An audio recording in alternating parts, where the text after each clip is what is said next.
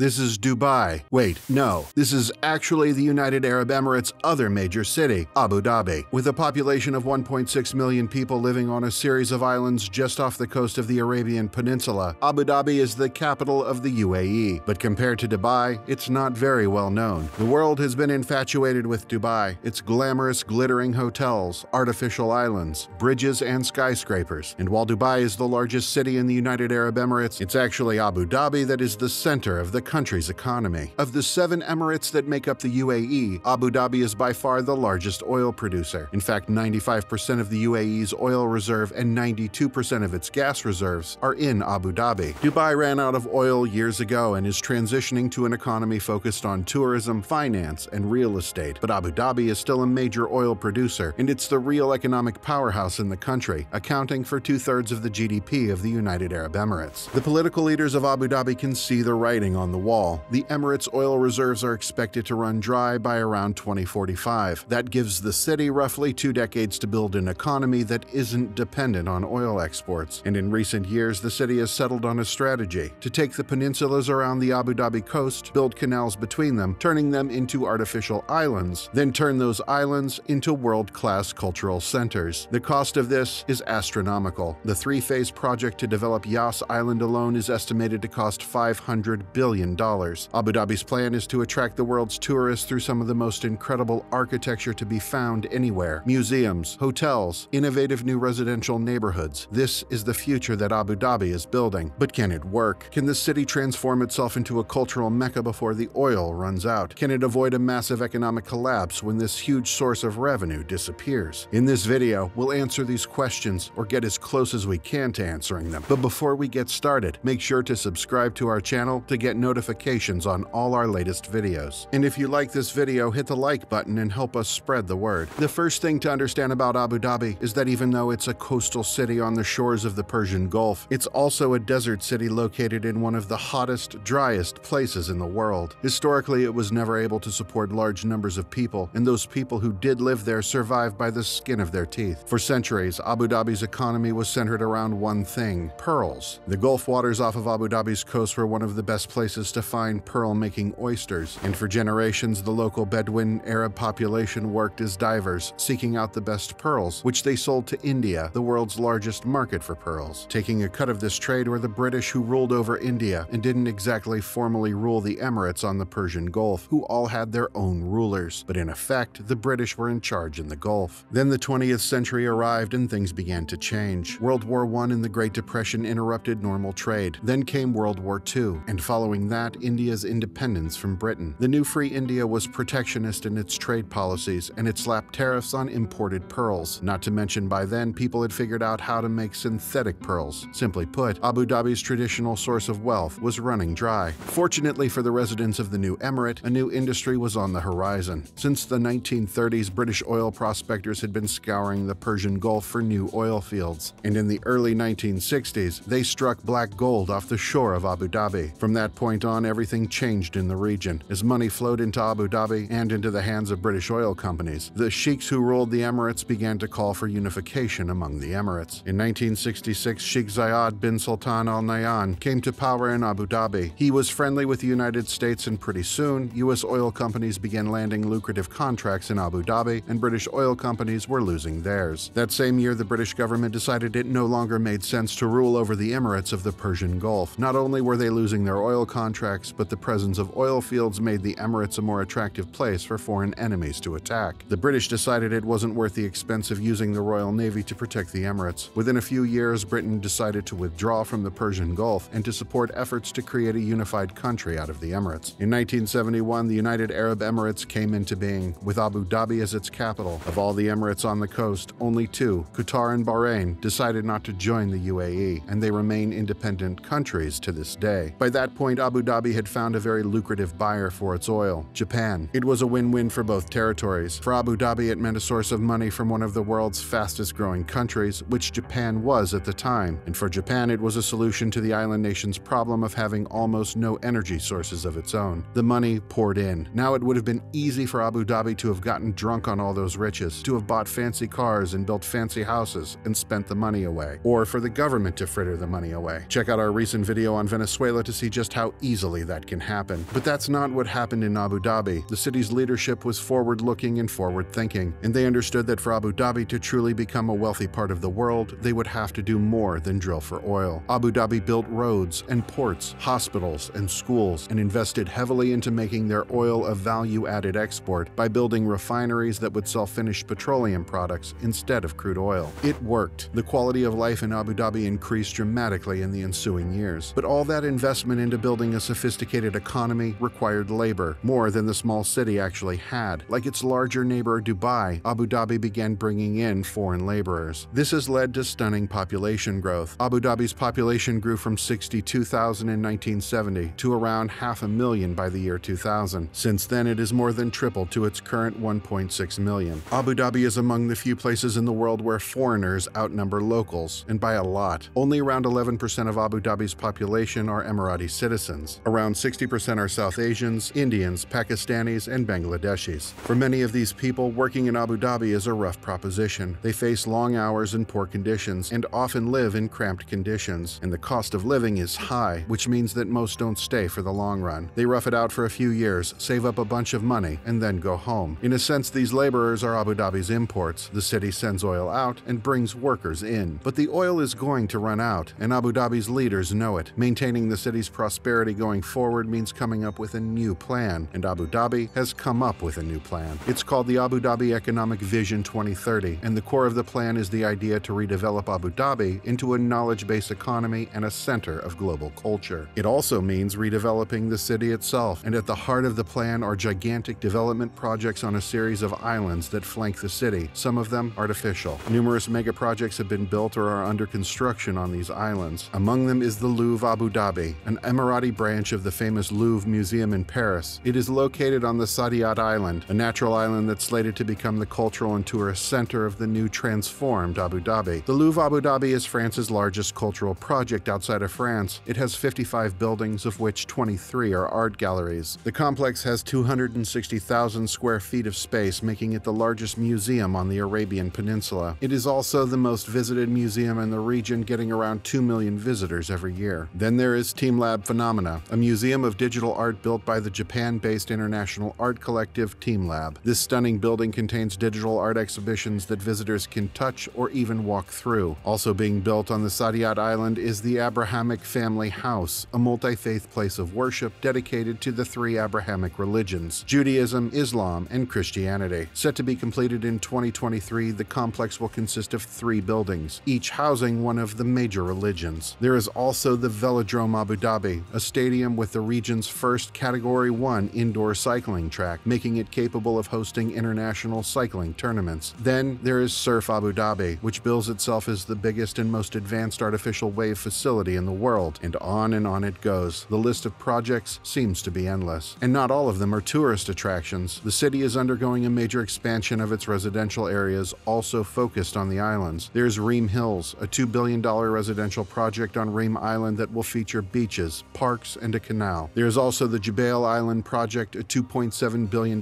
plan to build a sustainable luxury residential area centered around 6 villages, where residents will find parks, swimming pools, sports facilities, and restaurants. There will be office facilities, healthcare centers, a gym, and shopping at chic boutiques. The idea isn't just to bring in tourists, but to bring in new wealthy residents, and the capital and knowledge they bring with them will be one of the assets that Abu Dhabi will use to rebuild itself into a knowledge economy. One of the UAE's biggest draws for foreigners is that it is basically a tax-free jurisdiction. Thanks to massive oil revenues, the UAE has no income taxes, no sales taxes, and no corporate taxes, even for foreign corporations. So far, the plan is working. In 2019, the year before the pandemic, Abu Dhabi received 11.5 million visitors. In 2022, it took in 18 million visitors, more than 10 times the city's population. And this year, Abu Dhabi expects to hit 24 million visitors. And it's not just tourists. The number of foreign businesses in Abu Dhabi is growing by several thousand every year. So far, more than $1 trillion has been invested into the city by foreign businesses and investors. It's clear that Abu Dhabi's plan is working, at least for now. But a big question looming over all of this is, will the transformation continue when the oil is gone? When the government doesn't have billions to throw at tourist-attracting mega projects, will tourists still come? When the government has to start collecting taxes because the oil revenue is gone, will businesses businesses still move there. Ultimately, whether or not Abu Dhabi's transformation of its economy will work will depend on how quickly the new post-oil economy can take on a life of its own. So far, this hasn't happened. The money going towards all these major projects is still coming from oil, and oil is still covering the tax bill for businesses setting up shop in Abu Dhabi. But if Abu Dhabi comes to be known as a cultural and business center, and its attractions succeed as a major draw for tourists in the long run, then the city stands a chance of doing the seemingly impossible, staying wealthy after losing its major source of wealth. If you like this video, hit the like button and help us spread the word. And don't forget to subscribe to our channel for notifications on our latest economic news and analysis videos. In the meantime, check out one of these videos here to find out more. Thanks for watching.